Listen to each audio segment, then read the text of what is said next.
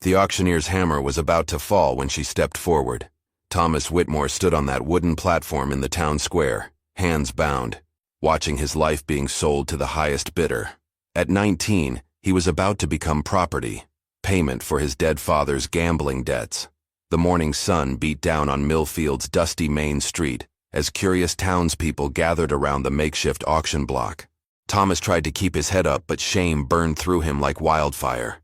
He'd never even kissed a girl, never held a woman's hand, and now he was being sold like livestock to work off $800 his father owed to Vincent Cray, the most ruthless loan shark in 3 counties.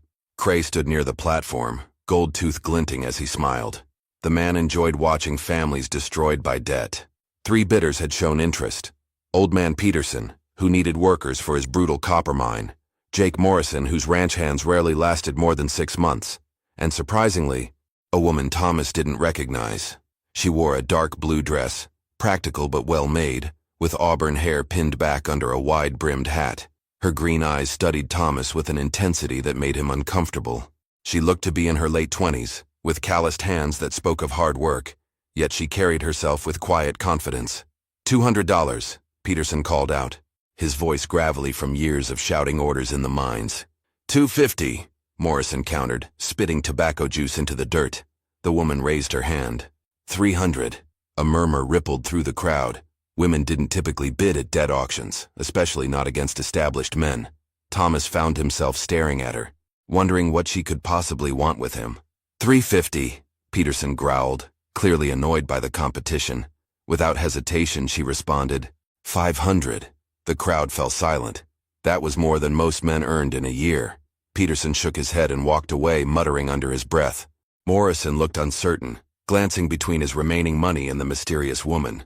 Thomas watched this stranger bidding on his future, his heart pounding. He knew nothing about her, not her name, her intentions, or why she seemed willing to pay so much for a boy who'd never done a hard day's work in his life. $500 going once, the auctioneer announced, hammer raised. Morrison started to raise his hand, then thought better of it and stepped back. Going twice. The woman's eyes met Thomas's across the crowd. For a moment, something passed between them. Not pity, but something else he couldn't identify.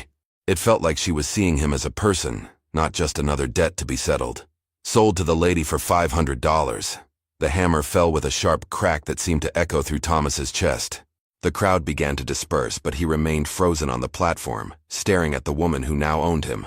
She approached slowly, pulling a leather pouch from her coat. Vincent Cray counted out the money with obvious satisfaction. "Pleasure doing business with you, ma'am. Hope you get your money's worth out of the boy." She handed over the coins without taking her eyes off Thomas. "I intend to." As the ropes around his wrists were cut, Thomas rubbed the raw skin and tried to understand what had just happened. This woman had saved him from the mines or Morrison's brutal ranch. But at what cost? What did she expect from him? She stepped closer, and he caught the scent of lavender and leather. "My name is Clara Delmont. You'll be coming with me." But as she turned to leave, Thomas noticed something that made his blood run cold. 3 men on horseback sat at the edge of town, watching the proceedings with dangerous interest. And he was certain he'd seen the same men following Vincent Cray around town for the past week. Clara's wagon moved steadily down the dirt road leading out of Millfield. But Thomas couldn't shake the feeling they were being watched. He sat beside her on the wooden bench, stealing glances at the woman who'd just bought his freedom, or perhaps his servitude. She handled the reins with practiced ease, her attention focused on the path ahead. The silence stretched between them until Thomas finally found his voice. "Ma'am, I need to ask, what exactly do you expect from me?" Clara didn't look at him immediately. "Can you read and write?" The question caught him off guard. "Yes, ma'am. My mother taught me before she died." "Good. Can you handle livestock?" "Some. We had a few chickens and a milk cow before." He trailed off, not wanting to mention his father's drinking and gambling. "Before your father lost everything to Vincent Cray," she finished matter-of-factly. "I know the story, Thomas. Half the county knows how Harold Whitmore drank away his farm and left his son to pay the price." Heat rushed to Thomas's face. The shame of his family's reputation followed him everywhere. "Yes, ma'am." Clara finally turned to study him, and he was struck again by those piercing green eyes. "I'm not interested in your father's mistakes. I'm interested in whether you're willing to work hard and learn." "I am," he said quickly. "Whatever you need, I'll do it." A small smile played at the corners of her mouth. We'll see about that. As they crested a hill, Thomas got his first glimpse of Clara's property. The ranch spread out below them like something from a dream. Rolling pastures dotted with cattle, a sturdy two-story farmhouse with a wraparound porch, and several well-maintained outbuildings. This wasn't the modest homestead he'd expected. "This is all yours?" he asked, unable to hide his amazement. "Every acre," Clara replied with obvious pride. "Built it with my late husband over 8 years. Been running it alone for the past 2. Thomas did quick calculations in his head. For a woman barely older than himself to own such a prosperous ranch was almost unheard of. Most widows sold out and moved back with family. "How do you manage it all by yourself?" Clara's expression hardened slightly. "Carefully. And with help when I can find workers who don't think a woman can't tell a bull from a steer." They approached the house, and Thomas noticed how well everything was maintained. The fences were straight and strong, the barn roof showed recent repairs, and the cattle looked healthy and well-fed. This woman clearly knew what she was doing. But as Clara brought the wagon to a stop near the house, Thomas spotted something that made his stomach clench. Fresh wagon tracks in the dirt, tracks that didn't match Clara's wagon, and they led right up to the front porch. "Someone's been here," he said quietly. Clara followed his gaze and went very still. Her hand moved instinctively to something beneath her coat, the outline of a small pistol. "Stay close to me," she whispered. "And don't do anything heroic." They climbed down from the wagon cautiously. The front door stood slightly ajar, though Thomas was certain Clara would have locked it before leaving for town. A breeze stirred the curtains in an upstairs window that should have been closed. Clara drew her pistol, holding it low but ready. "Thomas, I need you to walk behind me and keep your eyes on those trees over there. If you see any movement, you tell me immediately." As they approached the house, Thomas's heart hammered against his ribs. He'd been sold, bought, and now possibly walked into some kind of danger, all in the same day. But something about the way Clara moved, confident and alert, made him feel oddly safe despite the circumstances. They reached the porch steps when Clara suddenly stopped. There, carved into the wooden railing, were fresh letters, "Pay up." But that wasn't what made Thomas's blood freeze. It was the realization that the 3 men from town hadn't been watching the auction out of curiosity. They'd been watching to see who would buy him. Clara pushed the front door open with her boot, pistol raised. The house was eerily quiet, but Thomas could smell something wrong, the lingering scent of unwashed men and tobacco. They definitely had visitors. The main room showed signs of a search. Drawers pulled open, papers scattered across the floor, cushions overturned. But it wasn't random destruction. Whoever had been here was looking for something specific. "They wanted me to know they'd been here," Clara whispered, lowering her weapon slightly. "Otherwise, they would have been more careful." Thomas bent to pick up some of the scattered papers, but Clara caught his wrist.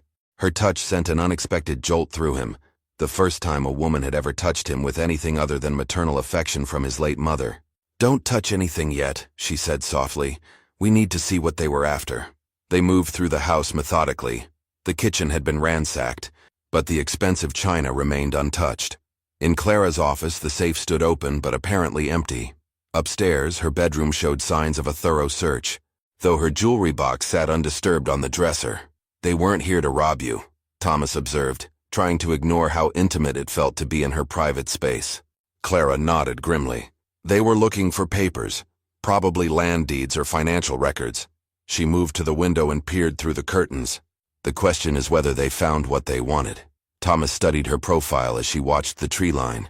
The afternoon light caught the auburn highlights in her hair, and he found himself noticing the determined set of her jaw, the elegant line of her neck. He'd never been alone with a woman like this.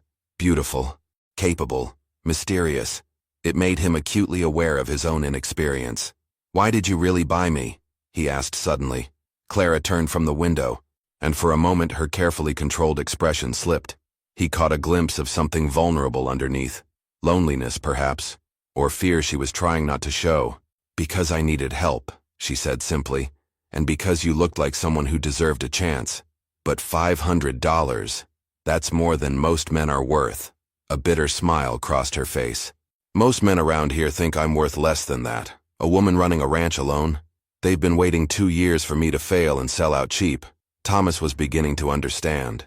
The men who broke in, they're not just random thieves. No, they're not. Clara moved to a chest in the corner and pulled out a rifle, checking to make sure it was loaded. There are people who want this land, Thomas, and they're not particular about how they get it. She handed him the rifle, and he took it with hands that trembled slightly, not from fear, but from the trust she was showing him. Can you use this? My father taught me to hunt before he... Thomas straightened his shoulders. Yes, ma'am. I can shoot. Good, because those men will be back.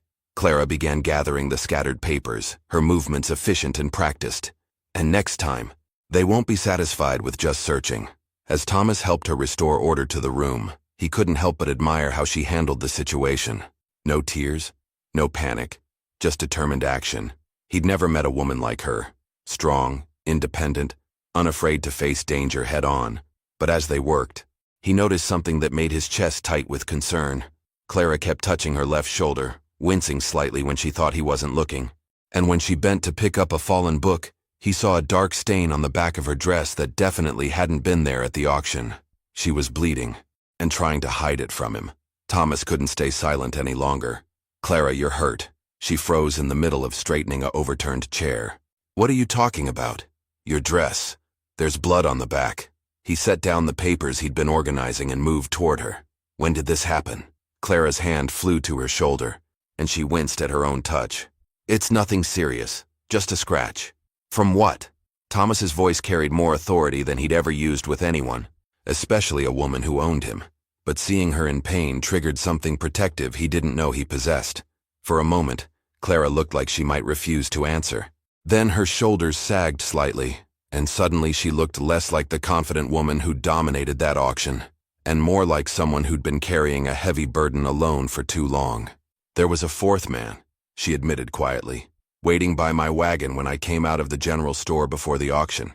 He had a knife, wanted to know where I kept my land papers. Thomas felt heat rise in his chest. Not embarrassment this time, but anger. He cut you. I fought back. Got away. But not before he... She gestured vaguely at her shoulder. Like I said, it's just a scratch. Let me see. Clara's eyes widened. Thomas, that's not appropriate. Appropriate? Thomas stepped closer, and she seemed surprised by the intensity in his voice. You bought me to help you, right? Well, this is me helping. That wound could get infected, and then where would we be? For a long moment, they stared at each other. Thomas was acutely aware of how close they stood, how he could see the gold flecks in her green eyes, how her breath caught slightly when he moved nearer. But underneath the sudden tension between them was something more urgent. She was hurt and trying to hide it. Clara seemed to be fighting some internal battle. Finally, she nodded toward the kitchen.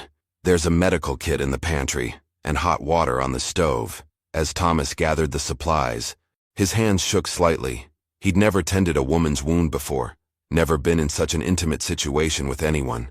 But Clara needed help, and there was no one else. When he returned, Clara had removed her outer dress and sat in her chemise and corset, her injured shoulder exposed. The cut was deeper than she'd admitted, a long, angry slash that had bled considerably. This is more than a scratch, Thomas said, trying to keep his voice steady as he cleaned the wound. You should have gone to the doctor. And told him what? That men are threatening me for my land? Clara's jaw was tight. Whether from pain or frustration, he couldn't tell. Dr. Morrison would have that information spread around town before nightfall. Half these men want to see me fail.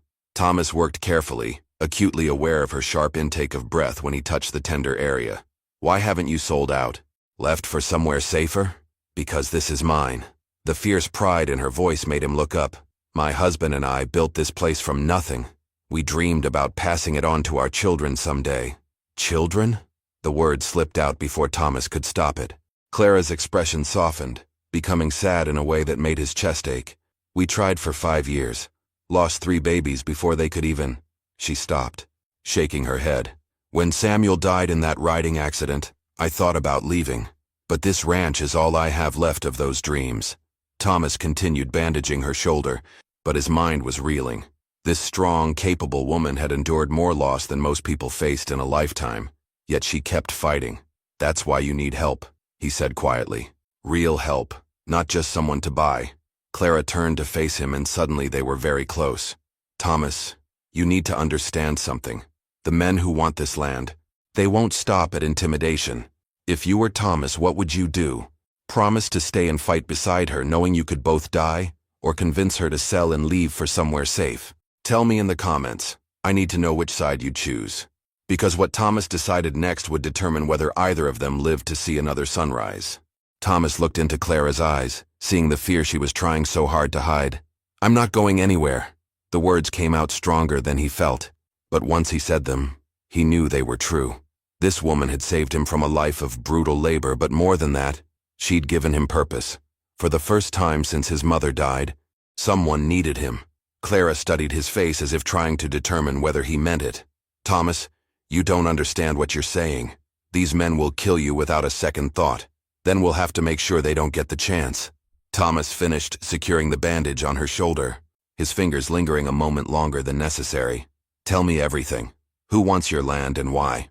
Clara pulled her dress back on slowly, wincing as the fabric touched her injured shoulder.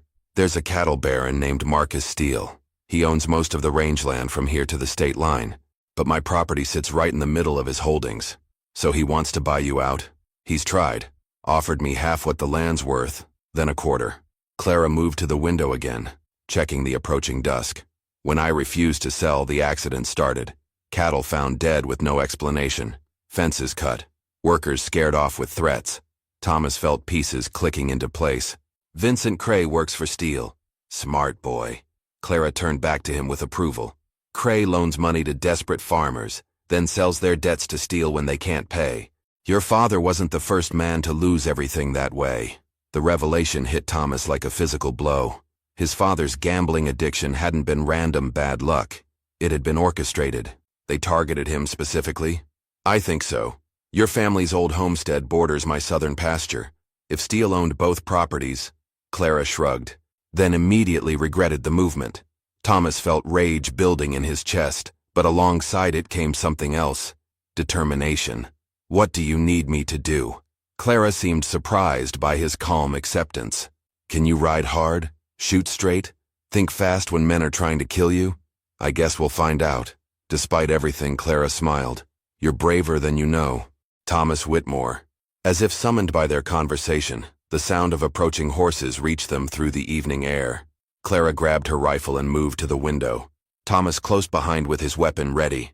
3 riders approached the house at a steady pace, making no attempt at stealth. The same men from town, Thomas realized, plus 2 others he didn't recognize. All armed, all wearing the hard expressions of men comfortable with violence. "Clara Delmont," one of them called out. "We need to talk." Clara checked her rifle's chamber. "That's Buck Harrison, Steele's foreman. Whatever they want, it's not conversation." Thomas positioned himself at a second window, trying to control his racing heart. He'd never been in a real fight, never faced armed men who wanted to hurt him. But as he watched Clara prepare to defend her home, he felt something shift inside him. "We know you're in there, woman," Harrison's voice carried across the yard. "Come out peaceful, and maybe we won't burn the place down around you." Clara looked at Thomas, and he saw something in her expression that made his breath catch. Not fear, not desperation, but trust. She was counting on him. "Mrs. Delmont," Harrison called again. "You've got 10 seconds to show yourself, or we're coming in." Thomas glanced at Clara, who nodded grimly. But as they prepared to face whatever came next, neither of them noticed the 6th man creeping around toward the back door. The same man who'd cut Clara earlier, still carrying his bloody knife. If you're enjoying this story, hit that subscribe button, because what happens next will change everything between Clara and Thomas forever. The back door creaked open just as Harrison finished his countdown. Clara spun toward the sound, but Thomas was already moving. The man with the knife stepped into the kitchen, eyes scanning for targets, when Thomas brought his rifle butt down hard across the intruder's skull. The man dropped like a stone, his knife clattering across the floor. "Nice work," Clara whispered, but there was no time to celebrate. Harrison's voice boomed from the front yard. "Time's up, woman. Boys, let's smoke them out." Through the front window, Thomas watched 2 men dismount and approach with torches. Clara took careful aim and fired, her shot shattering a water trough near the horses. The animals reared and scattered, and the men dove for cover. "Warning shot," she told Thomas. "Next ones won't be." Thomas had never heard a woman talk about shooting men so matter-of-factly, but as he watched her reload with practiced efficiency, he realized Clara had been preparing for this confrontation for months, maybe years. "Clara!" Harrison shouted from behind an overturned wagon. "Send out the boy and we'll make this quick for you." The boy, They wanted him specifically. Thomas felt a chill as he understood. Buying him at auction had marked Clara as his protector. By saving him, she'd made herself an even bigger target. "I'm sorry," he whispered to her. "This is my fault." Clara's green eyes flashed. "Don't you dare. This started long before you came along." A torch sailed through the air, landing on the front porch. Flames began licking at the wooden planks. Another torch followed, this one breaking through a downstairs window and setting the curtains ablaze. "We need to get out of here," Clara said, coughing as smoke began filling the room. But as they gathered their weapons and what supplies they could carry, Thomas realized something that made his stomach drop. "Clara, where are your horses?" Her face went pale. "In the barn. They wouldn't have."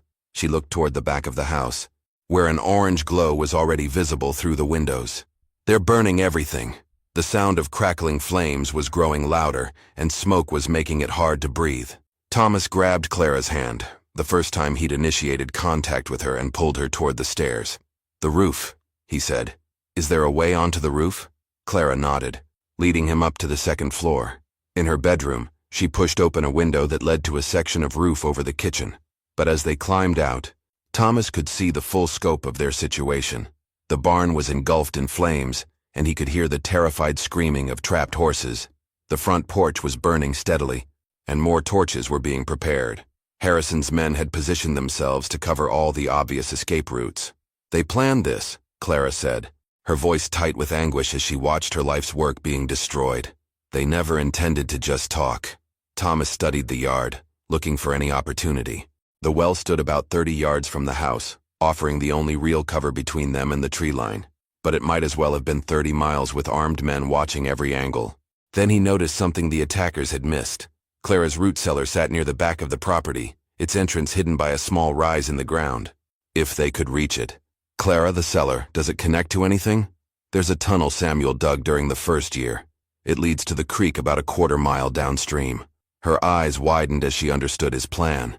"But we'd have to cross open ground to reach it." Thomas checked his rifle, then looked at the woman beside him. Her face was streaked with smoke and tears. For her burning home, her dead horses, the life she was watching disappear. But her hands were steady on her weapon. "When I start shooting, you run for that cellar," he told her. "Don't look back, don't wait for me." Clara grabbed his arm. "Thomas, no, you'll never make it to cover."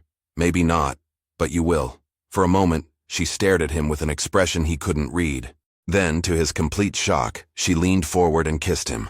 It was quick, desperate, tasting of smoke and fear, but it was the first kiss of his life. "Don't you dare die on me, Thomas Whitmore," she whispered against his lips.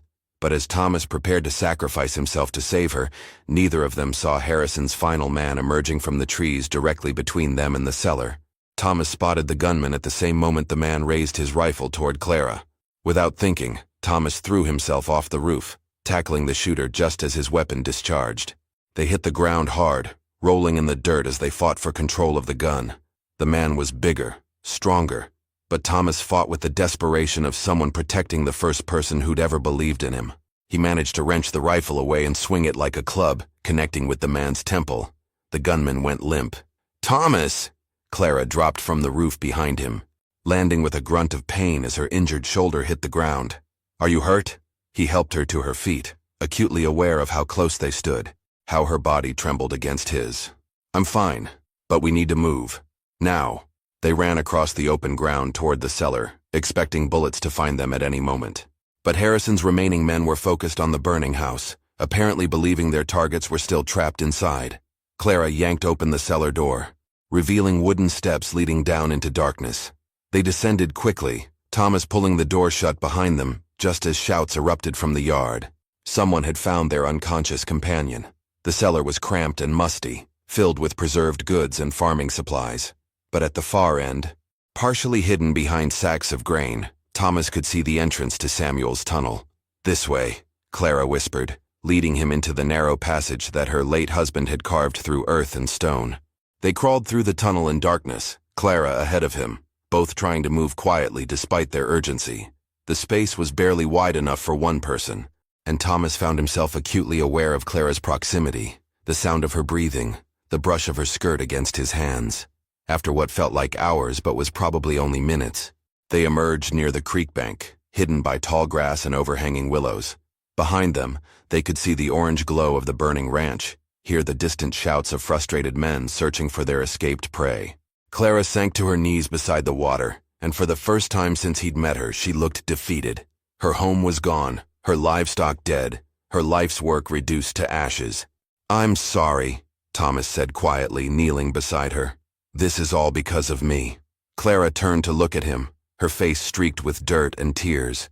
"No, Thomas, this was always going to happen. You just gave me a reason to fight back instead of running. What do we do now?"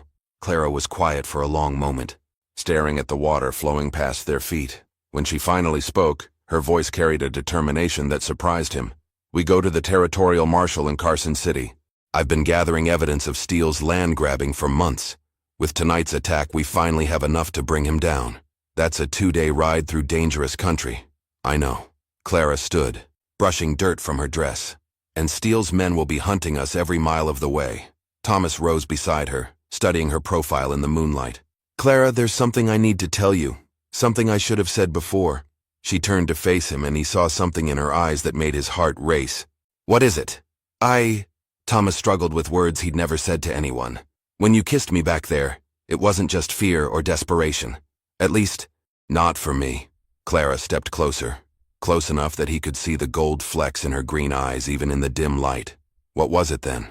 But before Thomas could answer, the sound of hoofbeats echoed from the direction of the burning ranch. Harrison's men had found their trail. Clara grabbed Thomas's hand and pulled him deeper into the creek bed, using the water to mask their tracks. They moved as quietly as possible, staying low among the reeds and cattails that lined the bank.